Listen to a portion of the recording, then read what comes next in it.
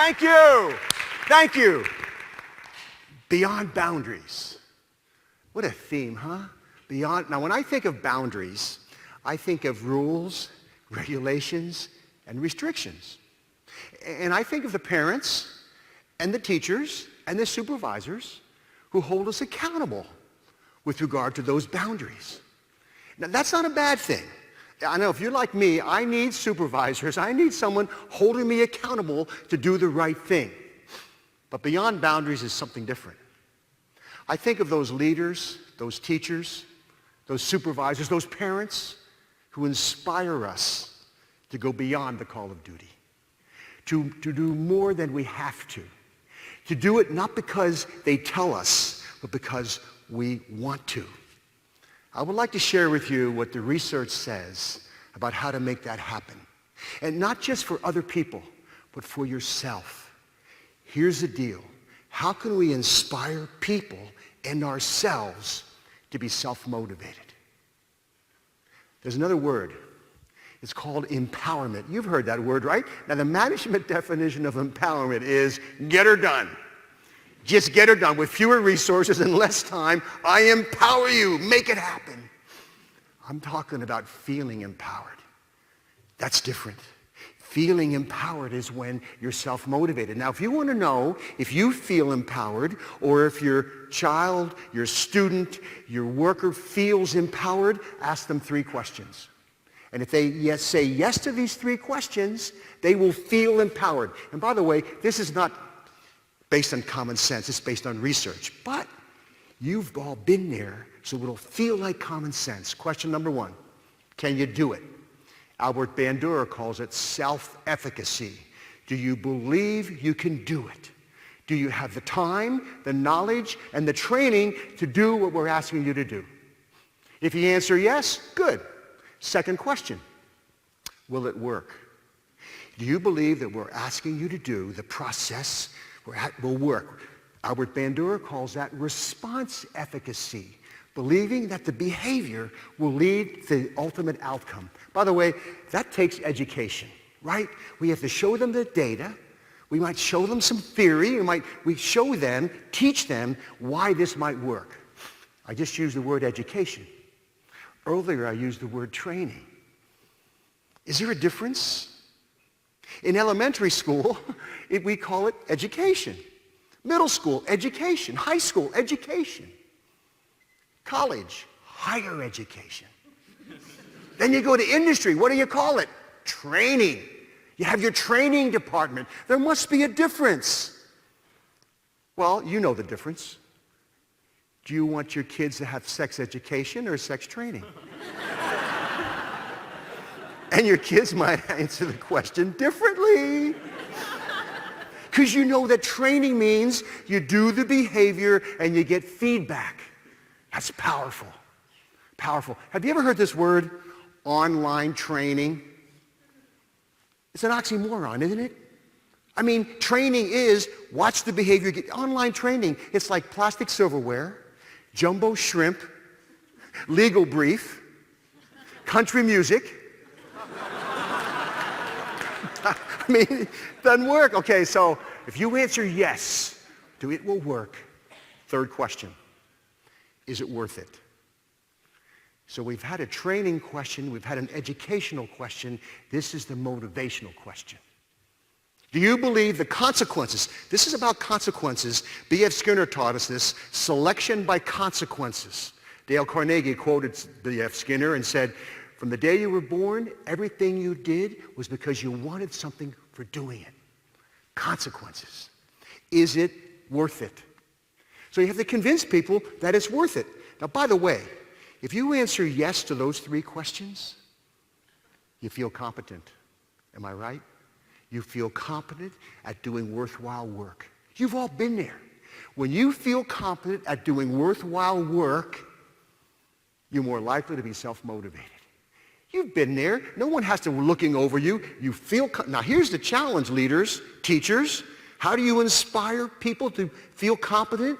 Well, you give them feedback. You give them recognition.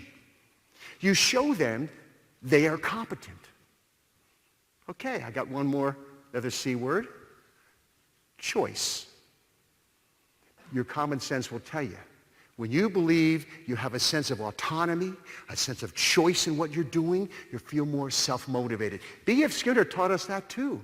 In his book, Beyond Freedom and Dignity, way back in 1971, reading that book changed my life because I realized that I am controlled by consequences. But sometimes I don't feel controlled. When I'm working for a pleasant consequence, it feels good. It feels like I'm working to get something. When I'm working to avoid an aversive consequence, I feel controlled. That's called negative reinforcement. So here's a challenge, leaders. How do we get people to become success seekers rather than failure avoiders? First day of introductory psychology class. I teach 2 classes of 600 students. Maybe some of you have been in that class. And remember, the first day I say, how many are here to avoid failure? And 80% raise their hand. And I say, well, thanks for coming. I know you're motivated, but you're not happy campers. You probably told your friends, I got to go to class.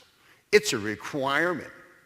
Not I get to go to class. It's an opportunity. You probably woke up to an alarm clock, not an opportunity clock. And it's all in how you see it. Really, it's all in how you see it. It's your paradigm. It's how you communicate to others and how you communicate to yourself.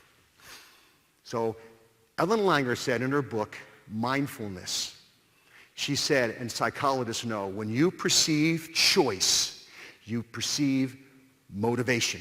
You're more motivated. So the deal is, for yourself, sit back and reflect. Be mindful of the choices you have. And talk about being a success seeker rather than a failure avoider. It's all how you talk, how you communicate to yourself and to others. I've got a 4th C word, community. Powerful word. Psychologists know that social support is critical. People who perceive a sense of relatedness, a sense of connection with other people, they feel motivated and they're happier. I want to recite a poem. It's called The Cookie Thief by Valerie Cox. And as I recite this poem, there's only 2 characters, a man and a lady. Put yourself in the situation. Be mindful. Think about the situation and what you would do. Okay, here we go. A woman was waiting in an airport one night with several hours before her flight. She hunted for a book in the airport shop, bought a bag of cookies, and found a place to drop. She was engrossed in her book and happened to see that the man beside her, as bold as could be, took a cookie or 2 from the bag between, which she tried to ignore to avoid a scene. She read, munched cookies, and watched the clock as the gutsy cookie thief diminished her stock. She was getting more irritated as the minutes ticked by, thinking if I wasn't so nice, I'd blacken his eye. With each cookie she took, he took one too. When only one was left, she wondered what he'd do. With a smile on his face and a nervous laugh, he took the last cookie and he broke it in half. He offered her half as he ate the other. She snatched it from him and thought, oh, brother, this guy has some nerve, and he's also rude. He didn't even show any gratitude. She had never known when she'd been so galled, and she sighed with relief when her flight was called. She gathered her belongings and headed for the gate, refusing to look back at the thieving ingrate. She boarded the plane and sank on her seat. Then she sought her book, which was almost complete. As she reached in her baggage, she gasped with surprise. There was her bag of cookies in front of her eyes. If mine are here, she moaned in despair. Then the others were his, and he tried to share. Too late to apologize, she realized with grief that she was the rude one, the ingrate, the thief. So where were you where were you? Whose side were you on? Were you thinking independent or interdependent? I don't blame you if you think independent. You know, that's how we're raised. Nice guys finish last. Squeaky wheel gets the grease. Got to blow your own horn. You know, independent. We come into this life of ours dependent to others, and then we can't wait to become teenagers. You know, we're too old to do what kids do, too young to do what adults do, so then we'll do what nobody else would do to assert our independence. And some of us get stuck there. We're stuck. I'll do it myself. I don't need you. Not good. We need each other. We have to have each other's back. We need a sense of community. This independence culture that we got to move to interdependent. Okay, 4 C words that can fuel self-motivation and I think can fuel actively caring for people. Let me tell you a story to put it all together. It happened over 60 years ago. I remember it like yesterday. My parents asked me, hey, Scott, how'd you like to get drum lessons? How'd you like to play the drums? Oh, man, would I ever? I'm thinking of Buddy Rich and Gene Krupa. Most of you guys don't know those names, but they were the drummers. In those days, the drum was in the front of the band. They had white pearl drum sets, and I saw myself. That was my vision. I had a vision, consequences, that was my vision, and I said, yeah, I want to take drum lessons. So the teacher would bring his drum and set next to mine. I didn't have a nice drum like this. My parents bought me a beat-up old drum at an auction, and they said to me, if you get better, if your teacher tells us you're getting, they're holding me accountable. Teacher says you're getting better, we'll get you a better snare drum, and then a bass drum, and then some cymbals, and that was my vision, and that kept me going, consequences. So the teacher would come in, and he would show me stuff. You know, this is how left hand, this is how Buddy Rich plays with his left hand and his right hand, and they would just do things like a flam. Can you hear that in the back? You okay? And this is a rim shot. He would show me stuff. I was just 10 years old, remember? And when he showed me stuff, I felt, wow. He showed me this little simple drum beat. Watch me, Scott. Watch this. And I practiced it. And I did it. I'm feeling competent. He showed me a paradiddle. Listen, paradiddle, paradiddle. And he said, you go home and you practice next week. I want to see your paradiddle. And I said, watch this. And I'd say, watch this. He said, that's a double paradiddle. We didn't get there yet. I'm reading ahead. Because I'm self-motivated. I feel competent. I'm walking through Muhlenberg High School, Allentown, Pennsylvania, and I see the music teacher, and he says, I heard you're learning to play the drums. I said, yeah, and I'm getting good. He said, you can march in the band. You can be the snare drummer. Whoa, that felt good. Another vision. Then the teacher comes into these were private lessons, by the way, $2. $2, that was a long time ago. She said, Scott, you ready to do a drum roll? I said, of course, I'm ready for a drum roll. He says, watch, Scott. Here you go. Watch this. Would you do that again? Scott, this is easy. Watch me. Now you practice that, and next week, I want to see a drum roll. He comes back the next week. He says, how's your drum? I can do a paradiddle. That's regression. I want to see a drum roll. Week after week, now we're talking about distress. Now we're talking about apathy. Now we're talking about learned helplessness. That's what psychologists call it. I remember walking through that elementary school and seeing the music teacher, and he said, so Scott, how you doing? How are the drums? Not so good. I can't do a drum roll.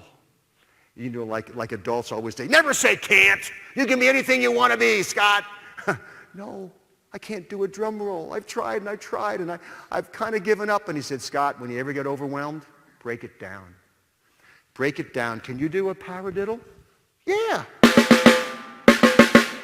Okay, what's the second beat? 2 beats. Yeah, well, that's a drum roll, Geller. It's 2 beats. You go home and you practice and you say, Dada Mama. Remember, I was just 10. You go, Dada Mama, Dada Mama, Dada Mama, Dada. It's a drum roll. That teacher came back the next week. Okay, Scott, I guess you can't do a drum roll. I said, watch this. He said, whoa, how'd you learn to do that? And I showed my teacher. I taught my teacher, 10 years old. He said, I'd forgotten that I got into the habit of just doing this and forgot that it's 2 beats. You taught me how to teach the drum roll, Scott. There's a lesson there. We can always learn from each other. We need to have the humility to accept feedback and the courage to speak up. And we need to help each other feel self-motivated. How? Give them the perception of competence. Teach them about consequences drive us. You know, let them perceive choice. And let them know it's community. We're all in this together. And we need each other. Thank you.